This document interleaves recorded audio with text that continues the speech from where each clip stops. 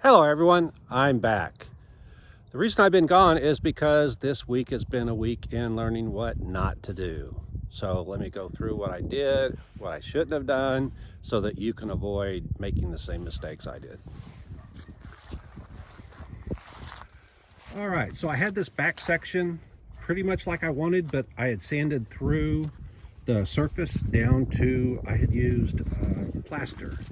That was lesson number one. Don't use plaster, just use body filler. The reason why is the plaster, if you sand through it, it can't be exposed because it's not weather resistant at all. It cracks real easy. So what I did to fix that was I got the surface where I wanted it pretty much. And then I put a thin layer of fiberglass cloth.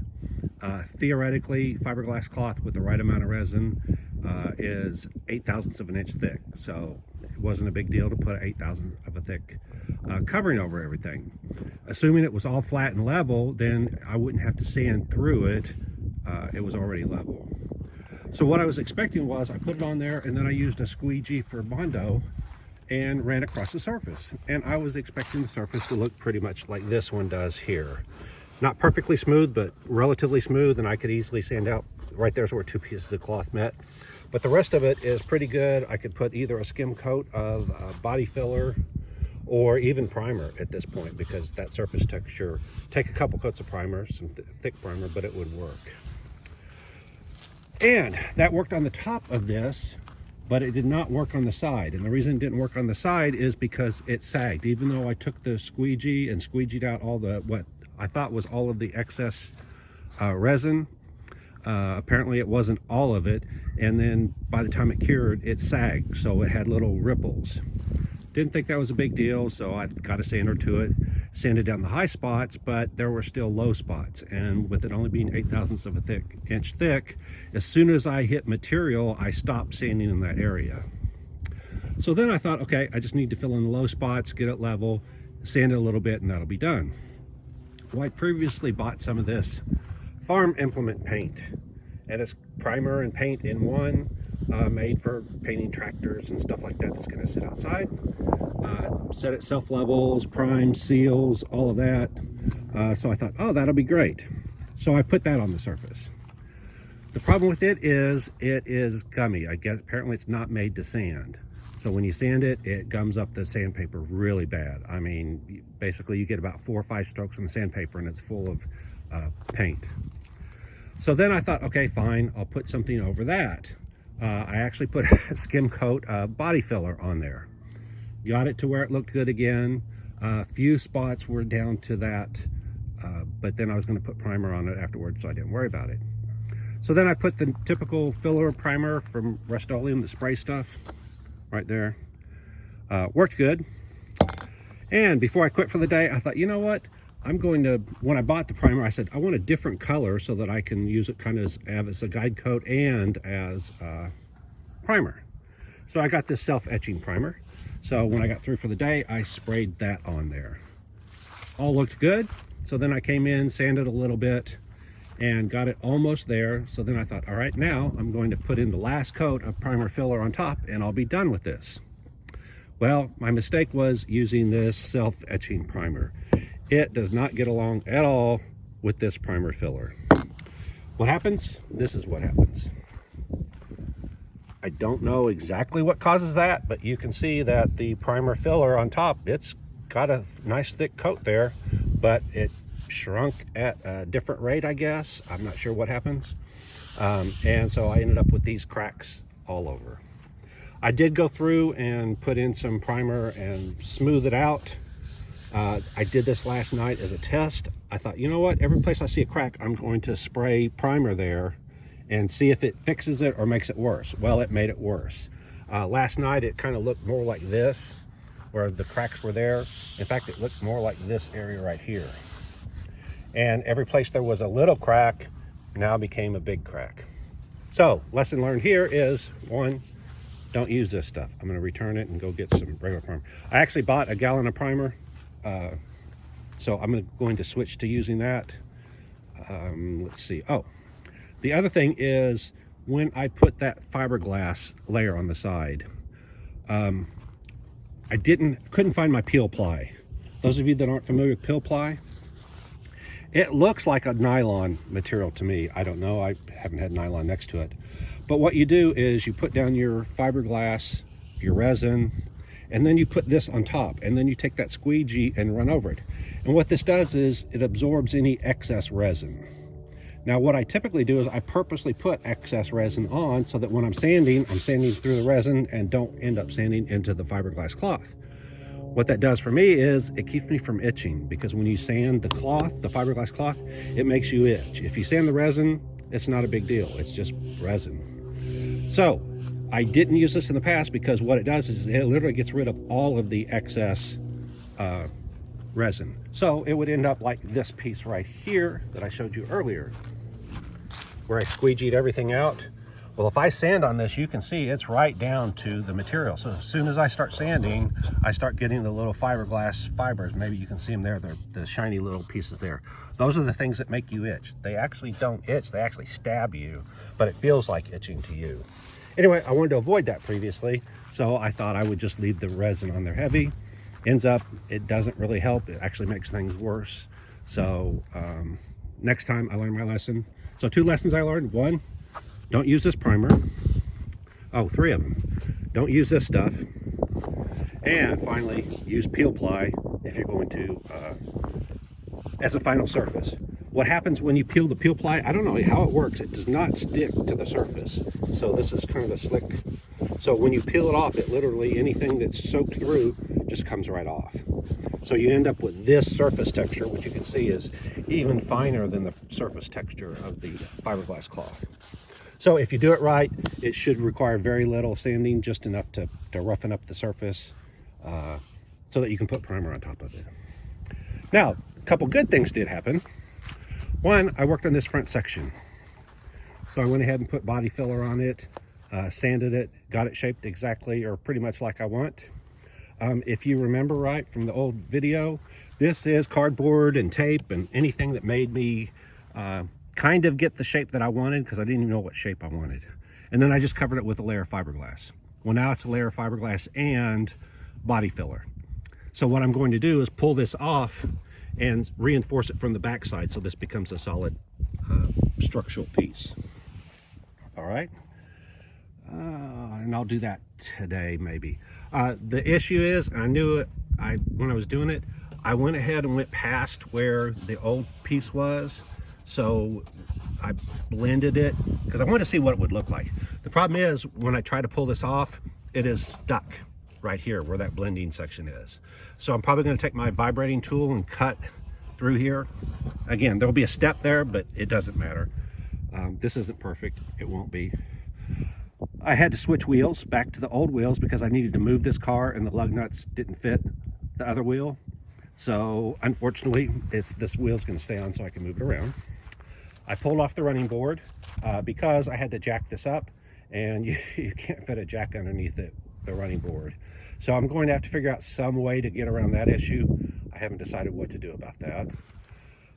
The next thing, oh, the doors. So I had the other piece of door on top.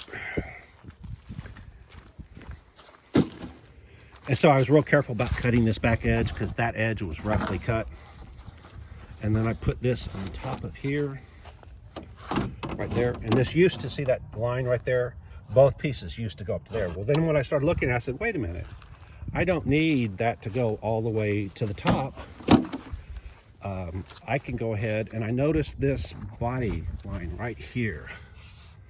So if you go look at the unmolested C8, you can see that that continues that fender line. Let's go to the other side and see if the sun helps. Okay, so you can see where here it continues that fender line all the way up to there. If I looked at it and went, I wonder what that would look like if I cut this one short and had that fender line continue. And so now you can see that I also lowered this. This needed to be done anyway. I had to lower this, so right now it meets exactly with the edge of the C8 fender, and this line continues right there. Again, it's hard to see because of the light. To do that, again, another thing, I had to cut this right through here, overlap these a little bit, so I'm going to have to bond these two together. Right now there's only one screw holding it in place. Let's see, what else was there? Oh, the rear fender. This opening was just a piece that I stuck in here. It was a spare piece, so I wanted to get the fender opening, the wheel opening, shaped correctly. Right there, it is pretty close to the way I want it. So what I did was I marked it, and if you look, when I put this right there, I have it to where the two surfaces butt against each other. So what I'm going to do is, you can see these screw holes, I'm going to put a piece of probably scrap fiberglass. I have tons of scrap fiberglass from every body panel I cut off. So I'll just put it in between there. I'll screw this so that it's in place, put two screws in there, and then I'm going to fill this area between the two with fiberglass. So what I'll do is I'll go up until the two are even with each other. So that would be like somewhere like right in there. All right, so where those last two holes are. And I'll only fiberglass this bottom part.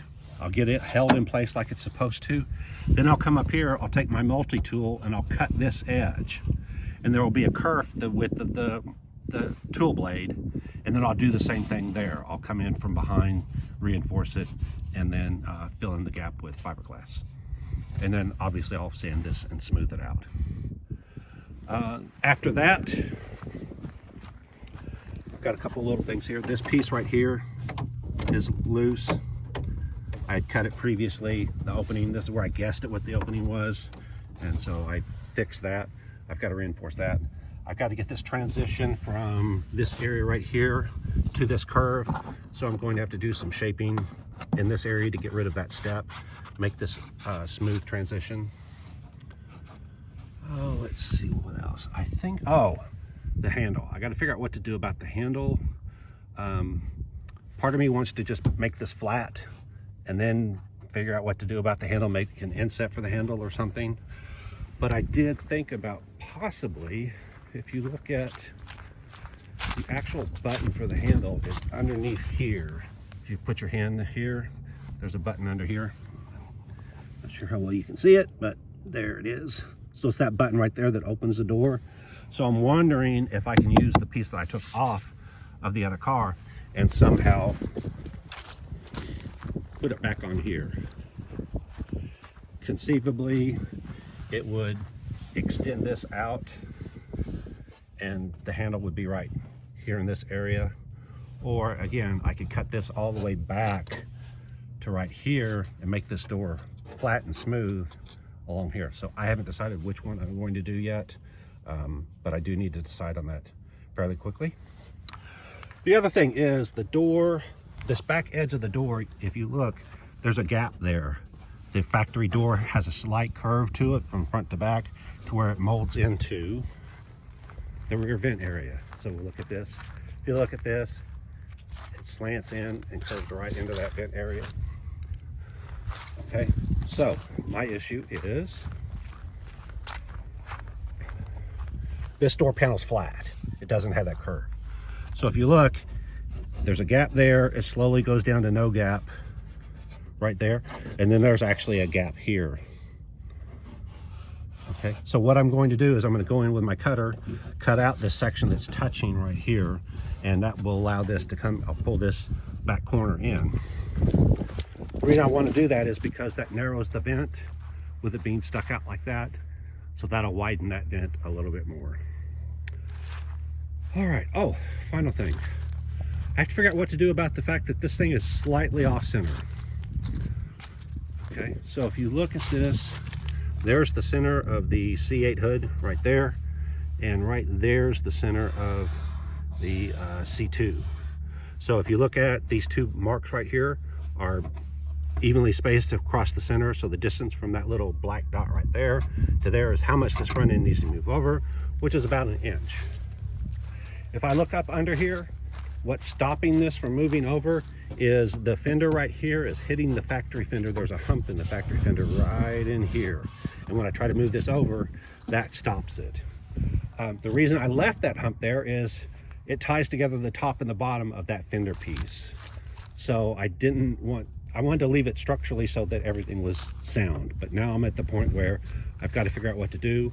When I do the real car, that's not going to be there. So at some point I've got to cut it out. It's probably that time now. It's hard to get to because of this piece that's covering it. If I go up in here, the place where it hits is right up under here. Okay, if I remove this, that's going to give me some room to work, so I can go in and cut this away. And like I said, it's literally hitting right there. The other option would be to move the center of this over 1 inch. If I do that, then I've got to figure out what do I do about this gap. That's why I left this, because I knew this at some point I might have to move this over. So these two panels are not bonded together. Normally they would be bonded together. They're just screwed together. I could put a 1 inch spacer. Actually, it would be tapered from nothing all the way to 1 inch down here. That would move the front end over. The only challenge is right here. I don't think I want that to be 1 inch wider, so I just have to figure out where do I want to add that inch. I could conceivably cut it right through here, move this over, and then fill in that area right there. Anyway, I do need to decide which of the two I want. Do I want to just move that over 1 inch, or do I want to deal with the structure underneath there to get the inch? 6 of one, half a dozen other. Okay, that's where I'm at. So I'm going to sand this smooth.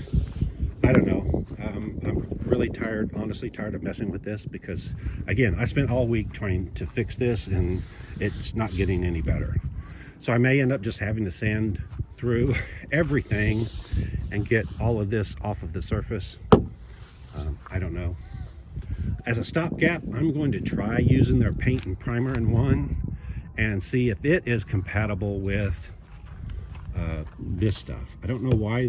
Maybe somebody can tell me why this doesn't work on top of that, but it doesn't.